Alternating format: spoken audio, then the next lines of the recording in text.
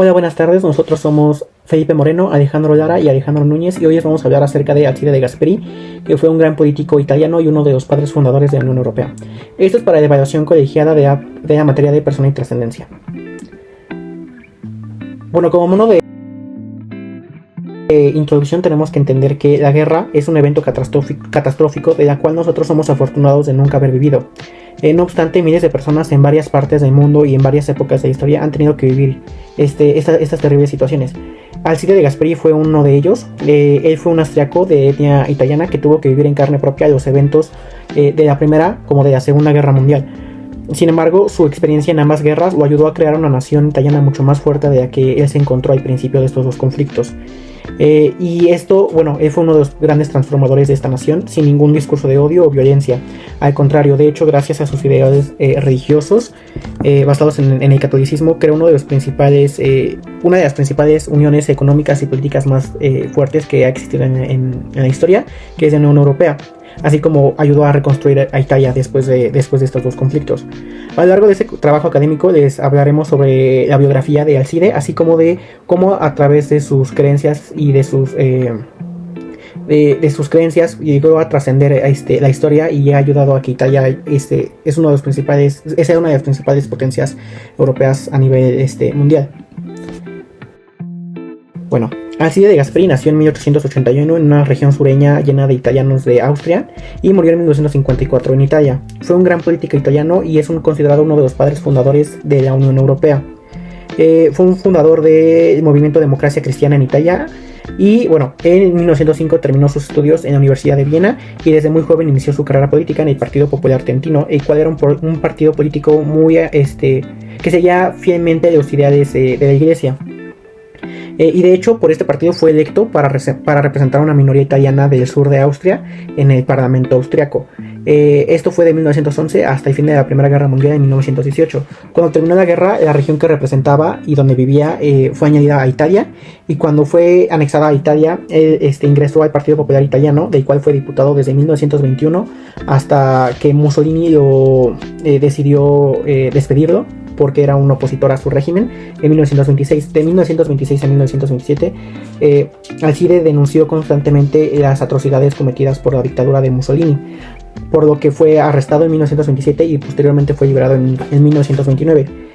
Cuando salió de prisión, fue exiliado en el Vaticano, donde trabajó como bibliotecario de 1929 a 1945. Durante el periodo de la Segunda Guerra Mundial fue representante de los democristianos de la resistencia italiana, que representaban la liberación el Frente de Liberación Italiana por parte de los aliados.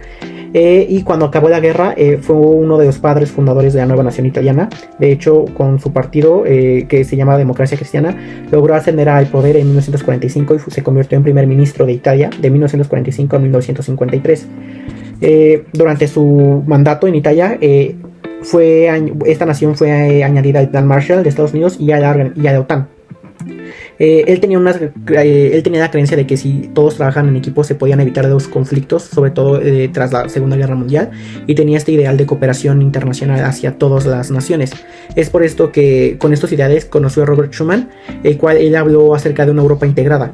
Es por esto que en a finales de los 50 se empieza a crear la Comunidad Europea del Acero y del Carbón, que es el antecedente, por así decirlo, el bisabuelo de la Unión Europea, ya que fueron las principales naciones, Italia, Francia, Alemania, Bélgica y los Países Bajos, las principales naciones que hoy en día conocemos como la Unión Europea.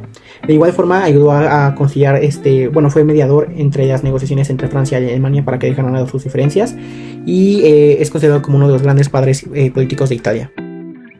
Bueno, de Gasperi trascendió de forma grande en todos los aspectos posibles. Primero que nada, a nivel personal, si le preguntáramos qué valores intentó él salvaguardar en toda su lucha, creemos que nos respondería que la libertad, la democracia, la solidaridad, la paz y la ética. Esto tiene sentido desde su lucha contra el régimen de Mussolini en Italia. Son valores que están hoy en día trasladados a la Unión Europea.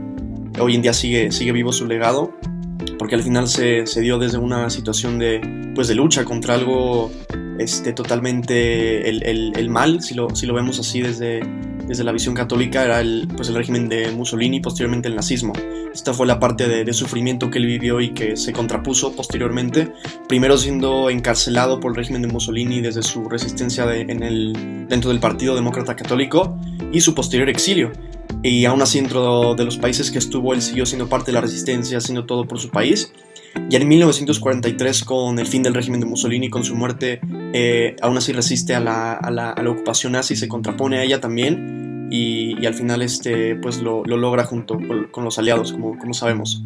Y al final también hubo esta parte de perdón, porque se incluyó a Alemania dentro de los acuerdos para la fundación de la Unión Europea, y no hubo esta parte pues todavía de tensión. Se mantuvo fiel a sus principios de diálogo, de pacifismo, de cooperación, que es con lo que conjuga hoy en día la Unión Europea. Él perfectamente pudo, pues como la mayoría, aunque también por obligación, lanzarse a la guerra, a pelear, pero él perfectamente sabía que las guerras se ganan en los despachos, y era lo que necesitaba su país. Por lo tanto, algunos valores y virtudes que identificamos de él son la templanza, obviamente, la fortaleza, la justicia, la esperanza, la prudencia y el diálogo. Este diálogo que fue tan importante para el fin de la guerra y para la creación de la Unión Europea. A nivel social y filantrópico, él ayudó a establecer redes de casas seguras, hospitales subterráneos y rutas de suministro para ayudar a los soldados y civiles a evitar la captura de los nazis, y a todo tipo de heridos, de soldados que necesitaban la ayuda. Por lo tanto, podemos clasificar estas acciones dentro de varias obras de misericordia. Hidratar al enfermo, visitar al desnudo, visitar al enfermo, enterrar a los muertos, todas estas cosas que pues aplicó él como cristiano y las llevó a cabo para su país y para su gente. ¿Qué mal en concreto trata de vencer? De Gasperi enfrentó una serie de desafíos y adversidades, pero siempre trabajó incansablemente por el bien de su país y del proyecto europeo. Uno de los principales desafíos que De Gasperi tuvo que enfrentar fue el intento de algunos grupos extremistas de socavar la estabilidad democrática de Italia. En la década de 1940, Italia estaba dividida por una polarización política extrema, como ya habíamos dicho, de grupos fascistas y comunistas luchando por el control del país. ¿Con qué forma de bien lo resuelve?